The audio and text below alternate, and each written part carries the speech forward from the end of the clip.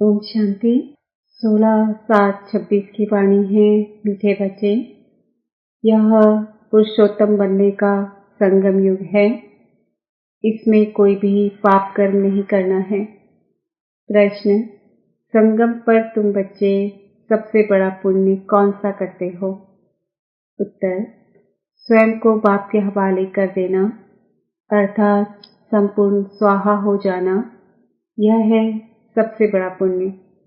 अभी तुम ममत्व मिटाते हो, बाल बच्चे, घर बार सबको भूलते हो। यही तुम्हारा व्रत है। आप मुए मर गई दुनिया। अभी तुम विकारी संबंधों से मुक्त होते हो। गीत: जले न क्यों परवाना। ओम शांति। यह सब भक्ति मार्ग में बाप की महिमा करते हैं। यह है परवानों की क्षमा के लिए महिमा। जबकि बाप आए हैं तो क्यों न जीते जी उनके बन जाएं। जीते जी कहा ही उनको जाता है जो अडॉप्ट करते हैं। पहले तुम आसुरी परिवार के थे, अब तुम ईश्वरी परिवार के बने हो। जीते जी ईश्वर ने आकर तुमको अडॉप्ट किया है, जिसको फिर शरणागति कहा जाता है। गाते हैं ना, शरण पड़ी मैं तेरे। अब प्रभु की शरण तब पड़े जबकि वह आए, अपनी ताकत दिखाए, जलवा दिखाए। वही सर्वशक्तिमान है ना, बरोबर उनमें कशिश भी है ना। सब कुछ छुड़ा देते हैं। बरोबर जो बाप के बच्चे और बच्चियां बनते हैं, वह आसुरी संप्रदाय के संबंध से तंग हो जाते हैं। अब तुम ईश्वरी परिवार के बने हो। जीते जी ईश्वर ने आकर तुमको अडॉप्ट किया है, जिसको फिर शरणागति कहा जाता है। गाते हैं ना, शरण पड़ी मैं तेरे। अब प्रभु की शरण तब पड़े जबकि वह आए, अपनी ताकत दिखाए, जलवा दिखाए। वही सर्वशक्तिमान है ना, बरोबर उनमें कशिश भी है ना। सब कुछ छुड़ा देते हैं। बरोबर जो बाप के बच्चे और बच्चियां बनते हैं, वह आसुरी संप्रदाय के संबंध से तंग हो जाते हैं। कहते हैं, बाबा कब ये संबंध छूटेंगे? यहाँ यह पुराना संबंध भुलाना पड़ता है। आत्मा जब देह से अलग हो जाती है तो बंधन खलास हो जाते हैं। इस समय तुम जानते हो सबके लिए मौत है, और यह जो बंधन है यह सब है विकारी। अब बच्चे निर्विकारी संबंध चाहते हैं। निर्विकारी संबंध में थे, फिर विकारी संबंध में पड़े, फिर हमारा निर्विकारी संबंध होगा। यह बातें और किसकी बुद्धि में नहीं होती। बच्चे जानते हैं हम आसुरी बंधन से मुक्त होने का पुरुषार्थ कर रहे हैं। एक पाप से योग रखा जाता है। उस तरफ है एक रावण, इस तरफ है एक राम। यह बातें दुनिया नहीं जानती। कहते भी हैं राम राज्य चाहिए, परंतु सारी दुनिया रावण राज्य में है। यह कोई समझते नहीं है। राम राज्य में तो पवित्रता, सुख, शांति थी, वह अब नहीं है। परंतु जो कहते हैं उसको महसूस नहीं करते हैं। गाया भी जाता है, यह आत्माएं सब सीताएं हैं। एक सीता की बात नहीं, न एक अर्जुन की, न एक द्रौपदी की बात है। यह तो अनेकों की बात है। दृष्टांत एक का देते हैं। तुमको भी कहा जाता है तुम सब अर्जुन मिसल हो। तुम कहेंगे अर्जुन तो यह भागीरथ हो गया। बाप कहते हैं मैं साधारण बूढ़े तन का यह रथ लेता हूँ। उन्होंने फिर चित्रों में घोड़ा गाड़ी दिखाया है। इसको अज्ञान कहा जाता है। बच्चे समझते हैं ये शास्त्र आदि जो भी हैं सब भक्ति मार्ग के हैं। यह बातें कोई समझ ना सके जब तक 7 रोज समझने का कोर्स न ले। भक्ति अलग है, ज्ञान, भक्ति और वैराग्य कहते हैं। वास्तव में सन्यासियों का वैराग्य कोई सच्चा नहीं है। वह तो जंगल में जाकर फिर आए शहरों में निवास कर बड़े बड़े मकान आदि बनाते हैं। सिर्फ कहते हैं हमने घर बार छोड़ा है। तुम्हारा है सारी पुरानी दुनिया से वैराग्य। यथार्थ बात यह है, वह है हद की बात, इसलिए उनको हठ योग, हद का वैराग्य कहा जाता है। तुम बच्चे जानते हो यह पुरानी दुनिया अब खत्म होनी है, इसलिए जरूर इससे वैराग्य आना चाहिए। बुद्धि भी कहती है नया घर बनता है तो पुराने को तोड़ा जाता है। तुम जानते हो अभी तैयारी हो रही है, कलयुग के बाद फिर सतयुग जरूर आएगा। अभी यह है पुरुषोत्तम संगम युग। पुरुषोत्तम मास भी होता है, तुम्हारा है पुरुषोत्तम युग। पुरुषोत्तम मास में दान पुण्य आदि करते हैं। तुम इस पुरुषोत्तम युग में सर्वस्व स्वाहा कर लेते हो। जानते हो यह सारी पुरानी दुनिया ही स्वाहा होनी है, तो सारी दुनिया का सर्वस्व स्वाहा होने के पहले हम अपने को क्यों न स्वाहा करें। इसका तुमको कितना न पुण्य मिलेगा। वह है हद का पुरुषोत्तम मास। यह तो बेहद की बात है। पुरुषोत्तम मास में बहुत कथाएं सुनते हैं, व्रत नियम रखते हैं। तुम्हारा तो बड़ा भारी व्रत है। तुम्हारे बाल बच्चे घर बार आदि सब हैं, परंतु दिल से ममत्व मिट गया है। आप मुए मर गई दुनिया। तुम जानते हो यह सब खत्म हो जाएंगे। हम बाप के बने हैं पुरुषोत्तम बनने के लिए। सर्व पुरुषों में अर्थात मनुष्यों में उत्तम पुरुष यह लक्ष्मी नारायण सामने खड़े हैं। इनसे उत्तम कोई भी मनुष्य हो नहीं सकता। लक्ष्मी नारायण विश्व के मालिक थे। तुम आए हो ऐसे पुरुषोत्तम बनने। सभी मनुष्य मात्र सद्गति को पाते हैं। मनुष्यों की आत्मा पुरुषोत्तम बन जाती है, तो फिर उनके रहने का स्थान भी ऐसा उत्तम होना चाहिए।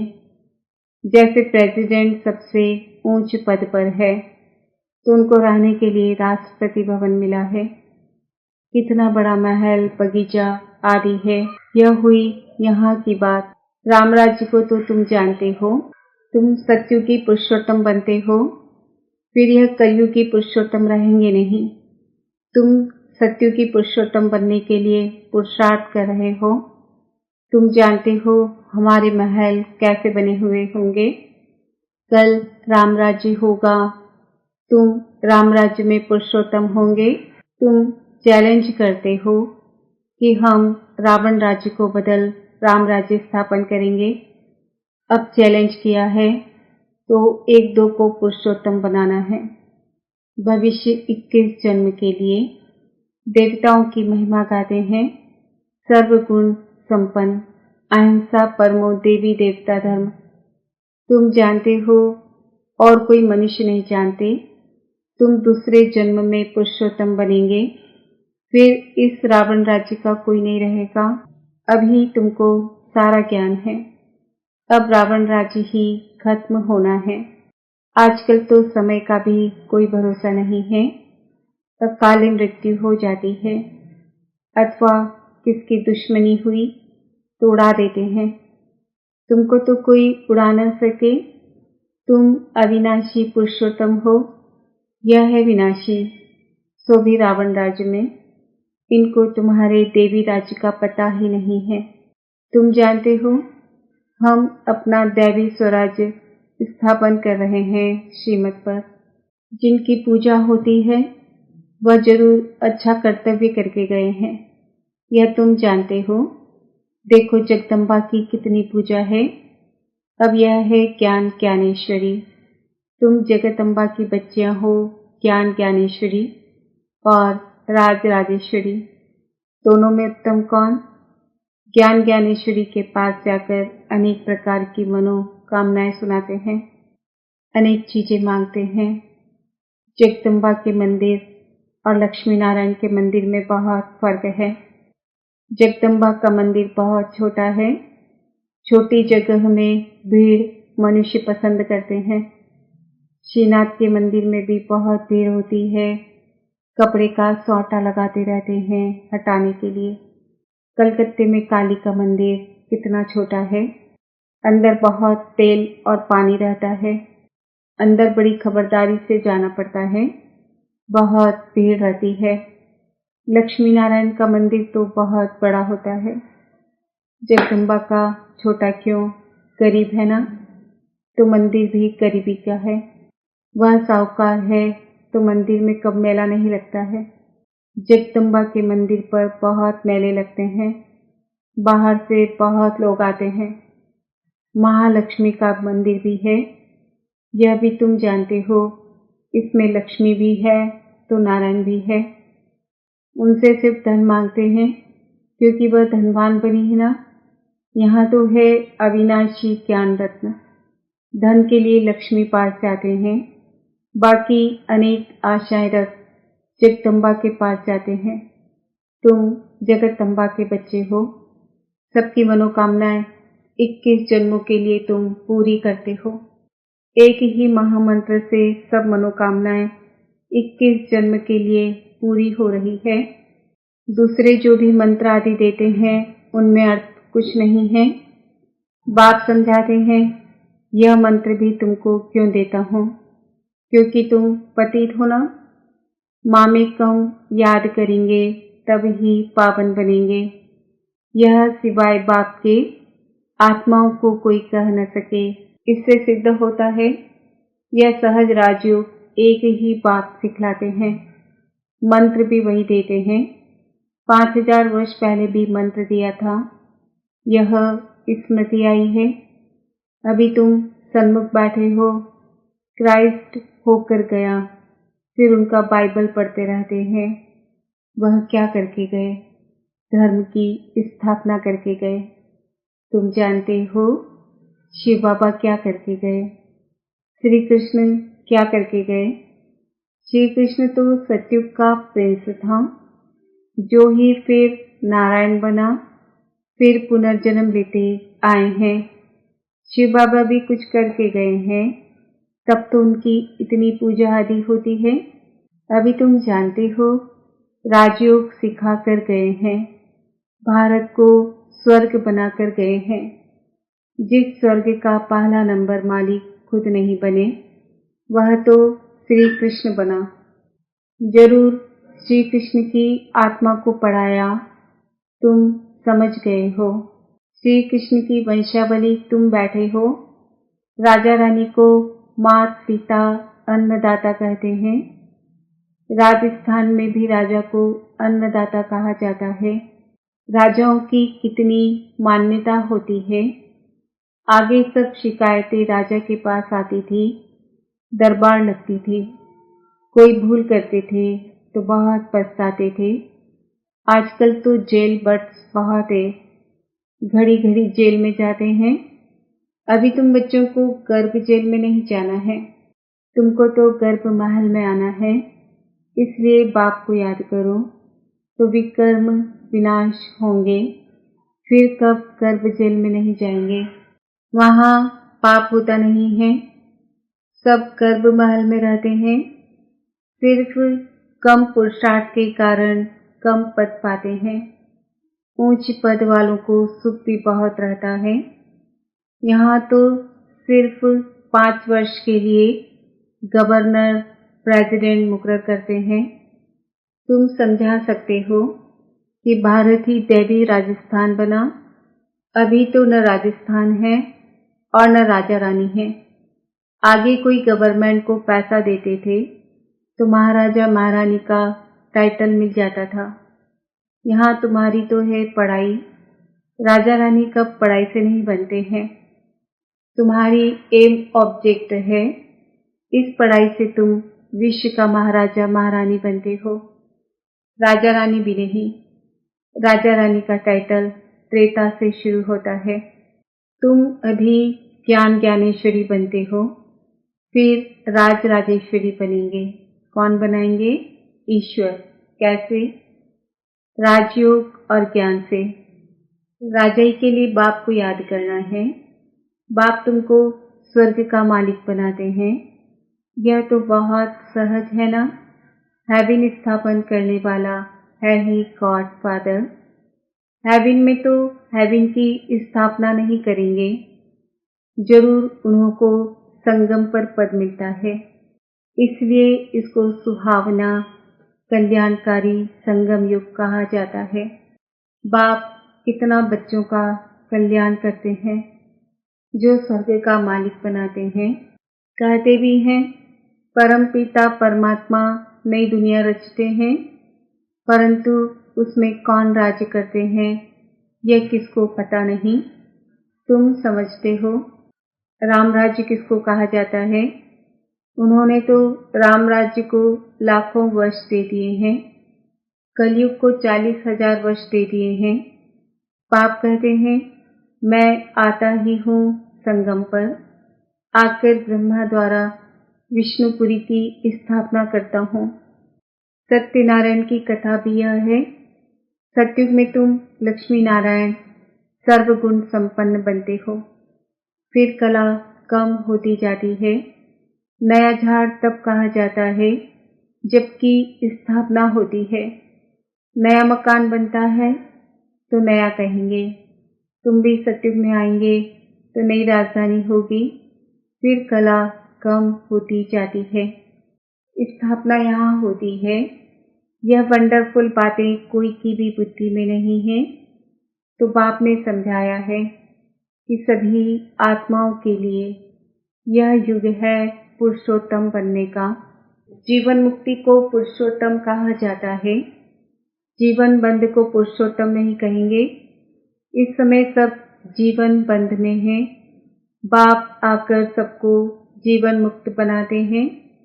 तुम आधा कर जीवन मुक्त होंगे, फिर जीवन बंध। यह तुम समझते हो। तुम्हारा व्रत नियम क्या है? बाबा ने आकर व्रत रखवाया है, खान पान की बात नहीं है। सब कुछ करो, सिर्फ एक तो बाप को याद करो और पवित्र बनो। पुरुषोत्तम मास में बहुत करके पवित्र भी रहते होंगे। वास्तव में इस पुरुषोत्तम युग का मान है तो तुमको कितनी खुशी, कितना नशा होना चाहिए। अब तुमसे कोई पाप कर्म नहीं होना चाहिए, क्योंकि तुम पुरुषोत्तम बन रहे हो। अच्छा, मीठे मीठे सिकिलते बच्चों प्रति माता पिता बाप दादा का याद प्यार और गुड मॉर्निंग। रूहानी बाप की रूहानी बच्चों को नमस्ते। हम रूहानी बच्चों की रूहानी माता पिता बाप दादा को याद प्यार गुड मॉर्निंग, नमस्ते, ओम शांति। धारणा के लिए मुख्य सार। इस पुरुषोत्तम युग में जीवन मुक्त बनने के लिए पुण्य कर्म करने हैं, पवित्र जरूर रहना है। घर बार आदि सब होते दिल से ममत्व मिटा देना है। श्रीमत पर अपने तन मन धन से दैवी राज्य स्थापन करना है। पुरुषोत्तम बनाने की सेवा करनी है। वरदान सहयोग द्वारा स्वयं को सहज योगी बनाने वाले निरंतर योगी भव। संगम युग पर बाप का सहयोगी बन जाना, यही सहज योगी बनने की विधि है। जिनका हर संकल्प शब्द और कर्म बाप की व अपने राज्य की स्थापना के कर्तव्य में सहयोगी रहने का है, उसको ज्ञानी योगी तो आत्मा निरंतर सच्चा सेवाधारी कहा जाता है। मन से नहीं तो तन से नहीं तो धन से भी नहीं तो जिसमें सहयोगी बन सकते हो उसमें सहयोगी बनो। तो यह भी योग है। जब हो ही बाप के तो बाप और आप, तीसरा कोई न हो, इससे निरंतर योगी बन जाएंगे। स्लोगन संगम पर सहन करना अर्थात मरना ही स्वर्ग का राज्य लेना है। आज का स्वमान है मैं आत्मा निरंतर योगी हूँ। आज के व्यक्ति इशारे ज्वाला स्वरूप स्थिति में रह शक्तिशाली याद का अनुभव करो। समय प्रमाण रहे हुए जो भी मन के संबंध संपर्क के हिसाब किताब है, उसे ज्वाला स्वरूप याद में भस्म करो। लगन है, इसमें बाप दादा भी पास करते हैं, लेकिन अभी लगन को अग्नि रूप में लाओ। विश्व में जो चारों ओर भ्रष्टाचार अत्याचार की अग्नि जल रही है, वह आप बच्चों के योग अग्नि से ज्वाला रूप याद से समाप्त हो जाएगी।